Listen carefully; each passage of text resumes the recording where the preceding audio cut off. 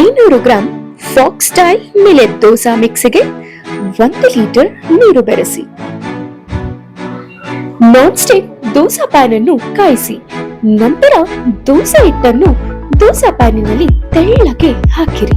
ಬೇಕಾದ ಕ್ರಮದಲ್ಲಿ ಎಣ್ಣೆಯನ್ನು ಹಾಕಿರಿ. ನಂತರ ದೋಸೆಯನ್ನು ಕ್ರಿಸ್ಪಿಯಾಗಿ ಬೇಯಿಸಿರಿ. ಬಿಸಿ ಬಿಸಿಯಾದ ಫಾಕ್ಸ್ ಸ್ಟೈಲ್ ದೋಸಾ ಚಟ್ನಿ ಜೊತೆಗೆ ಅಥವಾ ಸಾಂಬಾರಿನ ಜೊತೆಗೆ ಎಂಜಾಯ್ ಮಾಡಿ. The taste of millets for your healthier you. Nutriwise Extreme Fox Style Millet Dosa Mix. Join the millet evolution for the sustainable future. Order now in our website.